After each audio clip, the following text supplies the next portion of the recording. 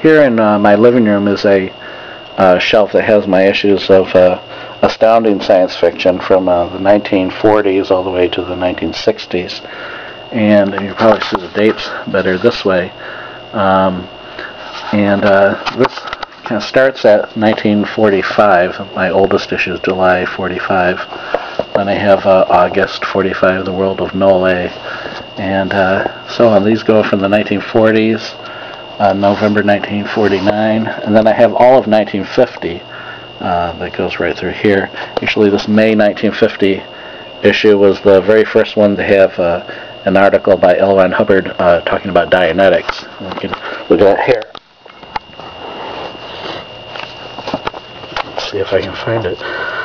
But and here is the issue where Dianetics was introduced to the world.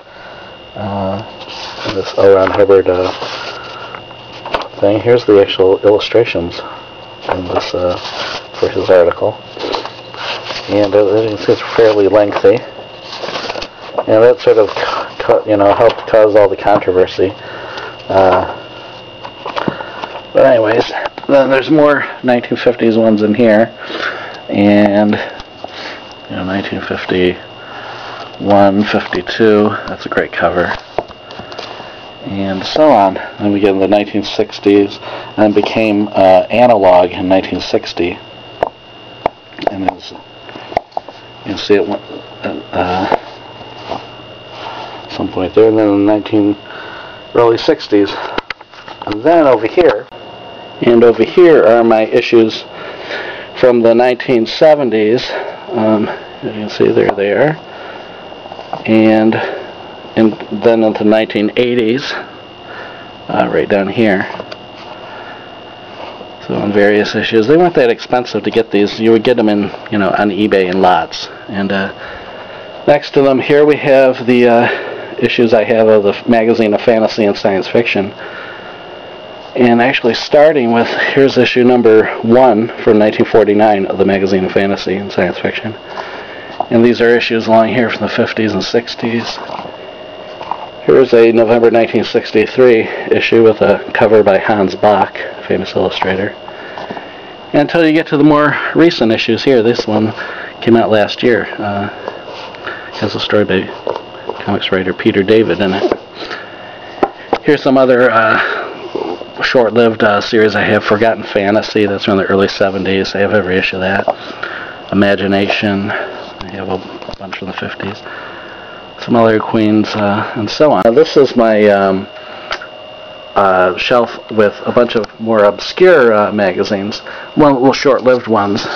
For example, Suspense, based on the radio show, that's from 1951.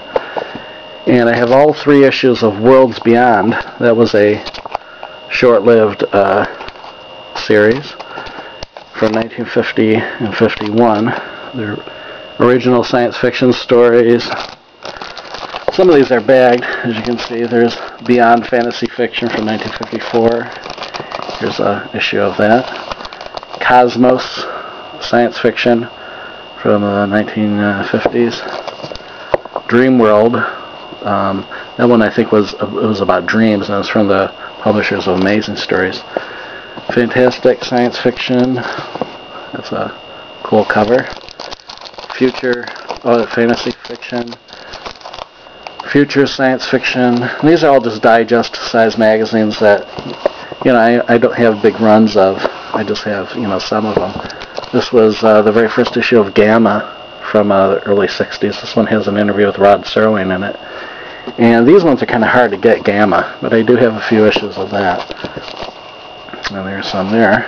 And Imaginative Tales, that was from late 50s, spin-off of the series Imagination. That's the only one I have of that one, though. Infinity, science fiction, again, these are from the 50s. When science fiction magazines were booming, you'd have magazines like these on the newsstands.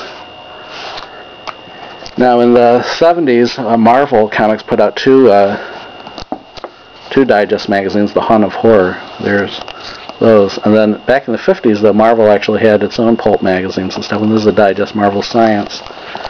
Nightcry, this was a series from the 1980s published by the makers of Twilight Zone magazine. Ray Palmer had done other amazing stories back in the 40s, but in the 50s he was doing Other Worlds. There's a bunch of issues of that. And actually Ray Palmer was also responsible for Universe, another cool series from the 50s. And he had also actually started Fate magazine. This one's an early issue from 1949 of Fate. And it has some of those from the 1950s, which are kind of cool, just even for the covers. You know, so anyways, the Fate magazine. He also, after he left Fate, Ray Palmer did a similar series called Mystic, and also Search magazine. So I have some of those. Anyways, these are just, it's kind of cool having these little known, you know, canceled series right here. Venture, science fiction. You know, I just love this stuff. They're very, you know, very obscure. But anyways, then we have over here my issues of Isaac Asimov's science fiction magazine. Might actually be better just to see it from here. Those are from the 70s and then the 80s of Isaac Asimov's, now just kind of called Asimov's. But including, see here, there's the very first issue of Asimov's, issue number 2, issue number 3. On eBay I got like the first year or so, or you know, first 12 issues of Asimov's for like really cheap, which was, you know, someday these may be more considered, you know, more collectible, but right now I'm just glad to have them. And over here we have my issues of Ellery Queen's Mystery Magazine, and those are from the 80s, 70s, and then you get up to the 1960s here. Behind these ones, because they're kind of double-faced, I have my 1940s issues. Up above that, Mike Shane's Mystery Magazine and Alfred Hitchcock's Mystery Magazine. I have the second issue of Alfred Hitchcock's Mystery Magazine, or no, the 12th issue for 1956. And Mike Shane, I have, let's see here, these are from the 50s. Some of them are, again, are bagged, and these are also mostly things I got on eBay. I think I pretty much got all but 2 issues of these off eBay. And that Mike Shane lasted into the 1985. Here's a cool looking cover from 1984. I never saw Mike Shane's Mystery Magazine on the stands when I was, you know, buying stuff back then, because I started buying Ellery Queen in 1984. I had a subscription by the time I was 13. I never saw Mike Shane's Mystery Magazine, so it's kind of cool to get them now.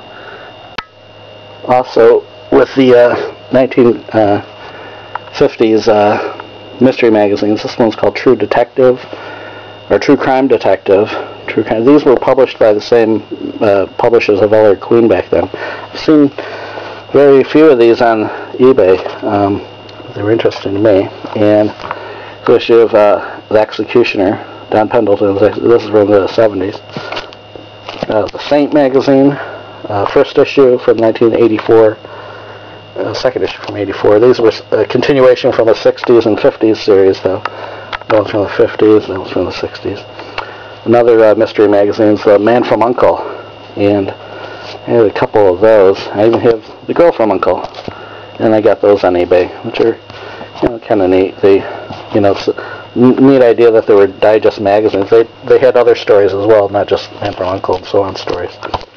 And then, up along the top here, we have issues of Amazing Stories, starting with from 1953 when it first went digest, and because originally it was a pulp, and then into the 60s. This was actually the first like old issue of Amazing I ever bought for 1959. I got it at a local used bookstore for like $4. And into the 70s. 70s ones are some of my favorite because they very fan-oriented and very opinionated and so on. And then in the 1980s, and it merged with Fantastic Stories. And I actually bought this issue here from 1986. I bought that new off the stands when I was like 15, but didn't really appreciate it at the time. And then Fantastic Stories. That went out of business in 1980, but still a great series. This is issue number 2 from 1952, I believe. Yep, 1952. And here's an issue of Ellery Queen from 1946. Just happened to be sitting there. I got that recently on eBay. And actually, you probably see the dates better if I go like this. These from the 60s and getting into the 70s. The 70s, Ted White was editor of both Fantastic and Amazing, and you know, I really find him interesting. There you can see where Amazing and Fantastic merged in the 1980s. And there's an issue from Amazing. Actually, behind there, you can't see it, but those are my issues of World of Tomorrow and If, the World of If are actually behind there. But you can't see them because, you know, space is limited. Actually, behind Amazing Stories is my Galaxy magazine. I actually have a few Galaxies in here.